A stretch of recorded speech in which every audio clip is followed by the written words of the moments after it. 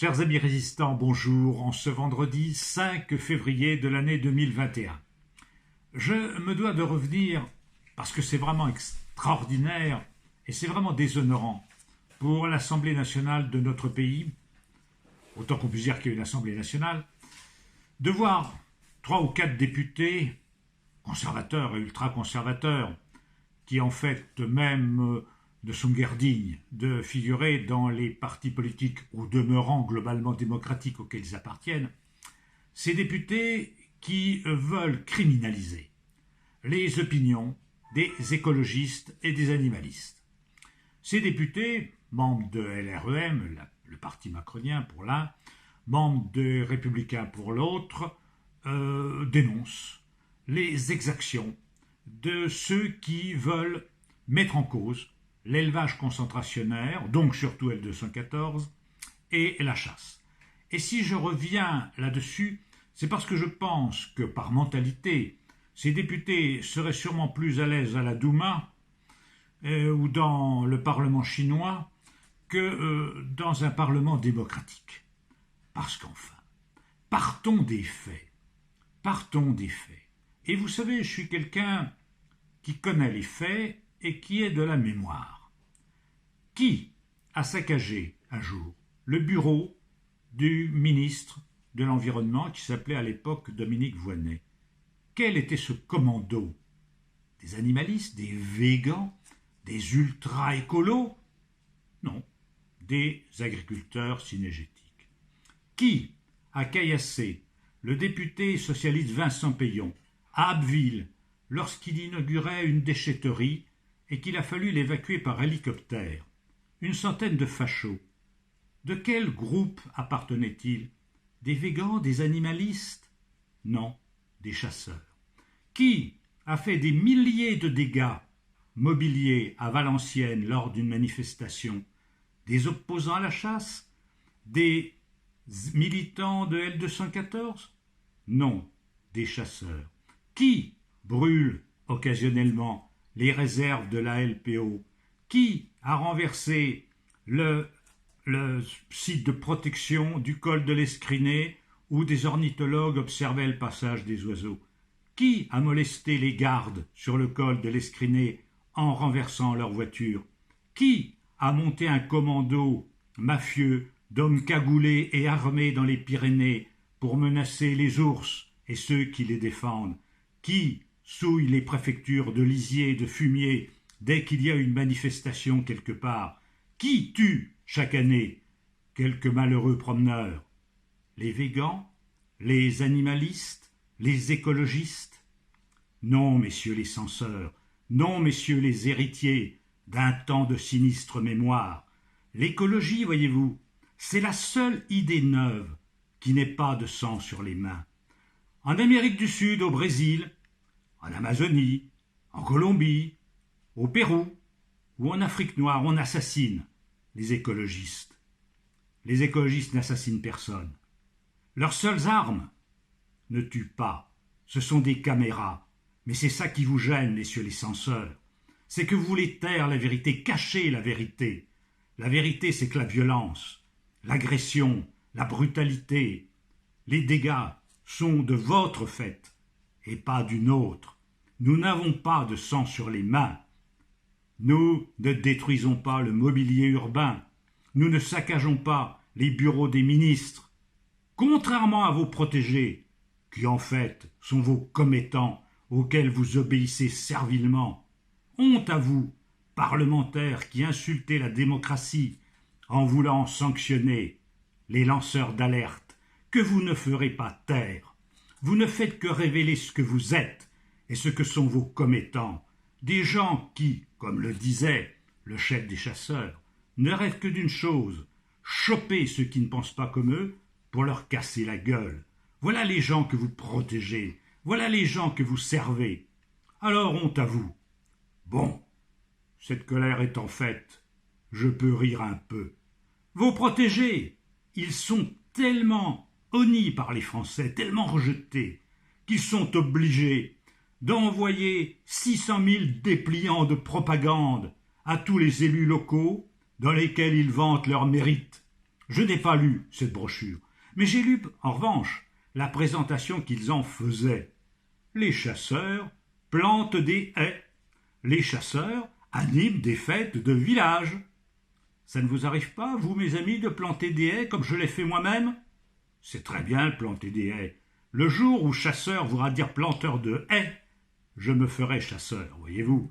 Mais ce qui nous sépare de ces gens-là, c'est un fossé plein de sang. C'est aussi le sens de la démocratie, le sens de la vérité. Alors, vous avez raison, messieurs les censeurs, d'avoir peur des faits, d'avoir peur de la vérité, d'avoir peur de L214, avec leurs armes redoutables, qui ne sont que des caméras qui montrent ce que vous protégez, ce que vous voulez taire, ce que vous voulez cacher, parce que pour vous, c'est insupportable. Voilà le procès que je vous fais. Mais merci de me faire rire par votre propagande, tellement grossière qu'elle en est comique. Vous ne convaincrez personne. Vous ne convaincrez personne qu'un chasseur c'est un planteur de haies et un animateur de fêtes de village, si ce n'était que cela.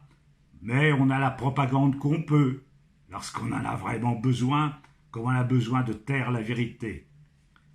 Bien, après ces quelques remarques, qui sont dérisoires après tout, parce que comme je vous le disais la dernière fois, rien n'arrête une idée dont le temps est venu.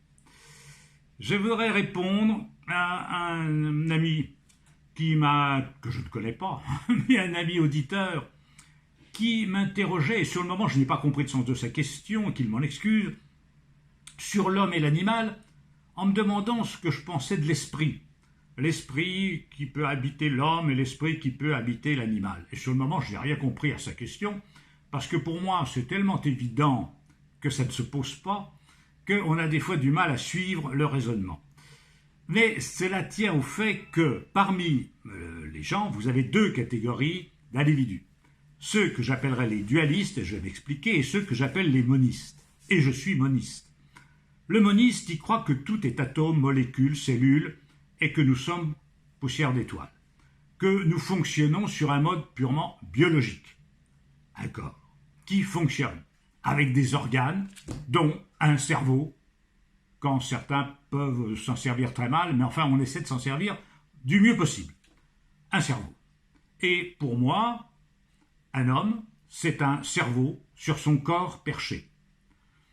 Et puis, il y a les dualistes. Les dualistes, ils croient qu'il y a le corps, le cerveau, l'estomac, le cœur, les poumons, et l'esprit.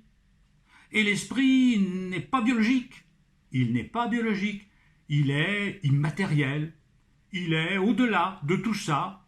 Donc, il peut subir tous les aléas que subira le corps. Il sera, lui, inaccessible, éternel, perpétuel.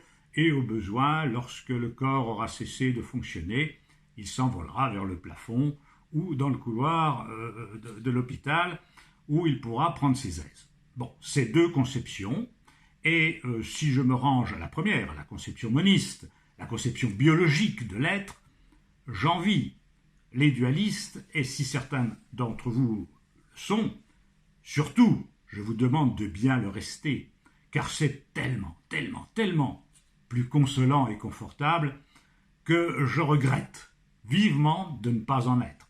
Mais le problème, c'est qu'il faut y croire.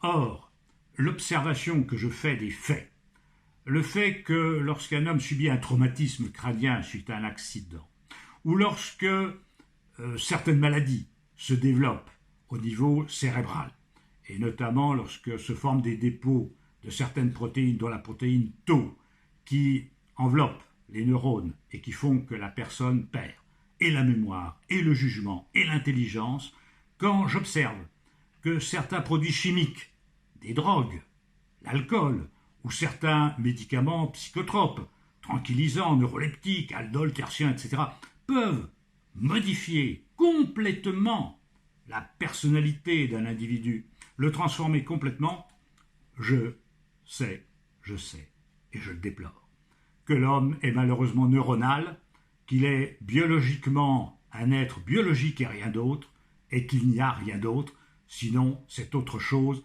ferait que jamais une altération organique une altération cérébrale ne pourrait modifier l'esprit si l'esprit était immatériel et n'était pas un fonctionnement neuronal. Voilà ce que je pense, voilà ce que je déplore, et croyez-moi, je regrette, mais c'était pour répondre à cet ami. Donc pour moi, je n'oppose pas l'homme et les animaux, il n'y en a pas les uns qui ont des esprits et l'autre qui n'en ont pas, ce sont des êtres biologiques qui ont anatomiquement, physiologiquement, génétiquement pas mal de liens, les espèces entre elles, on voit très bien que ça découle de la vie qui est apparue sur Terre dans la soupe primitive il y a 3 milliards d'années à peu près, au niveau des cyanobactéries notamment. Et donc, si vous voulez, moi je crois que tout ça, il y a une unité du vivant et que malheureusement, il n'y a que la vie. C'est pour ça que c'est la vie qui vaut. Mes amis, si vous le voulez bien, je vous donne rendez-vous la semaine prochaine. N'hésitez pas à diffuser cette petite chronique si elle vous intéresse et continuons le combat pour le vivant et nos réflexions. Merci à vous de votre fidélité.